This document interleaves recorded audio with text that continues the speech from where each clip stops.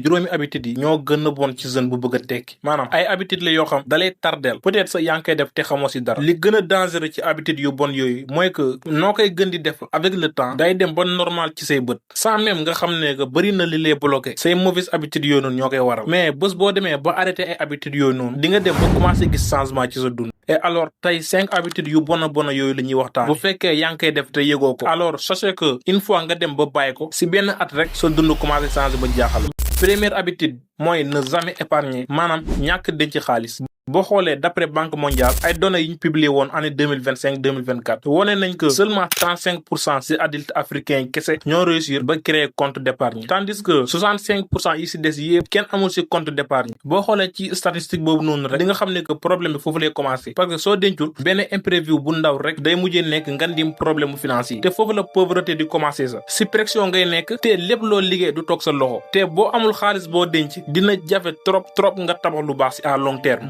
mës a saisir opportunité parce que amoo xaalis boo koy saisir investir moom waxaale moo ko donc c'est très important ngeen di épargner gars yi xanaa sa boo fexee ba dépenser 2000 francs xanaa nu mu bon war nga faa mën a épargner 500 francs te épargner compliqué wul même bu dee li ngay épargner bëriwul sa mais au fur et à mesure ni ñu gën di dem ngay continuer accélérer épargner boobu noonu mën na dem ba am puissance à long terme donc jàng leen di épargner te ngeen bañ a tomber ci piège bi naan ay li ma yor bëriwul bàyyi la bul su ma demee ba commencer gagner lu bëri ma commencer épargner non soo épargner léegi la loolu yëpp ay nax la yooyu nax sa bopp rek épargner léegi la li nga am ak nu mu mënti toll ak nu mu mënti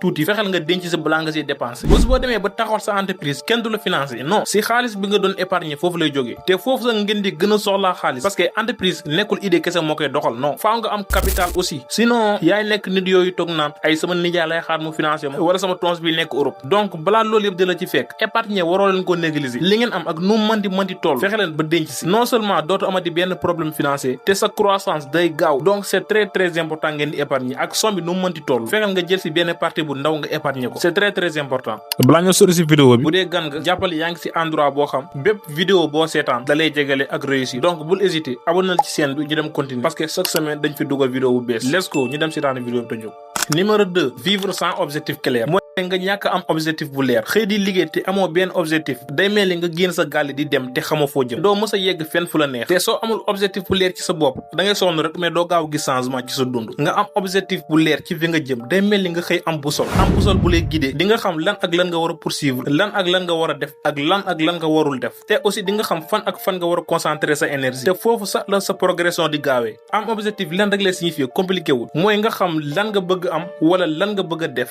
objectif yi nag bëri na mais c'est simple aussi objectif financier am na mooy par exemple nga ne weer bee di ñëw bëgg naa économiser 500 000 objectif professionnel aussi am na mooy par exemple damaa bëgg a créer sama entreprise objectif nekkul genre damaa bëgg a réussir non soo ne bëgg a réussir rek mooy sama objectif jamais plus grand jamais doo gaaw a réussir objectif day précis comme par exemple bëgg naa trouver sama premier client balaa weer bee di dee wala bëgg naa def lii balaa bës tàngam bëgg naa am lii balaa bës lii loolu mooy objectif bi la mën a progresser loo mais soo ko toogee naan man damaa bëgg a réussir rek alors amul kenn ku bëggul réussir ñëpp bëgg a réussir donc sa objectif dafa war a précis dangaa war a fixer daal chaque jour soo yeewoo nga am objectif boo war a poursuivre ci sa journée bi sooy liggéey di dund te amoo objectif da ngay perdre sa temps rek mais doo avancer sinon yow yaay nekk nit yooyu nga xam ne luñ commencé duñ ko yeggali dañuy cuuc fii càpp fee te luñ commencé duñ ko mës a yeggali donc c'est très important ngeen am boussole bu leen di guider si fi ngeen jëm suba te boussole boobu noonu mooy objectif bu leer c'est très important numéro 3 négliger son hygiène de vie mooy sa nelaw yi ngay sacrifier ndànk di concentrer aussi ay jeux vidéo di guddee tëdd ba pare bëgg a teel a yeewu benn doo nekk à 100% te même soo naajee yeewu sa journée bi du baax loolu habitude bu bon la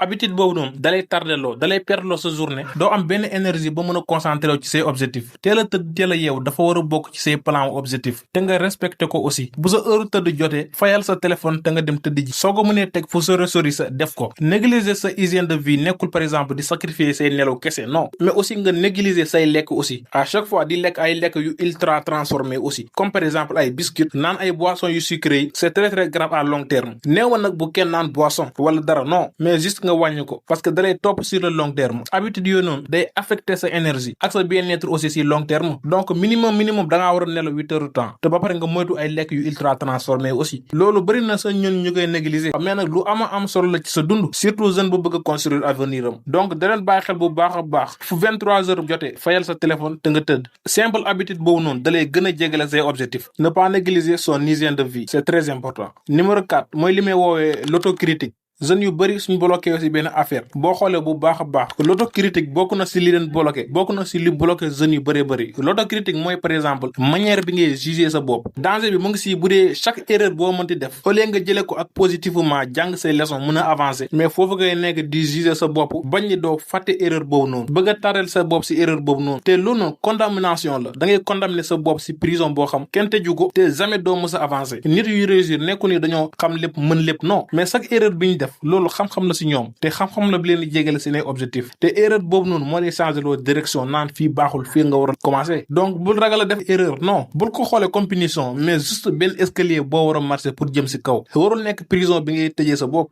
toujours del poser sa bopp ay questions yu lay avancer loo te nga juger sa bopp positivement te nga xam ne nit nga te da ngay def erreur te erreur yi ñooy tax nga war a jàng pour mën a avancer bu ngeen ko defee rek du ngeen tareel seen bopp si erreur yi te day gën a yokk seen progression c'est très important. cinquième et dernière habitude bi waxuma tardeel de mais day sàcc sa rêve mooy lan procrastination mooy par exemple nga xam li nga war a def au lieu nga dem def ko de mais à chaque fois da ngay toog di ko pousser fii balaa ngoon dinaa ko def su ngoon jotee da nga koy repousser waat ba suba doo ko def ba gannaaw suba et noonu ngay jàppee di ko repousser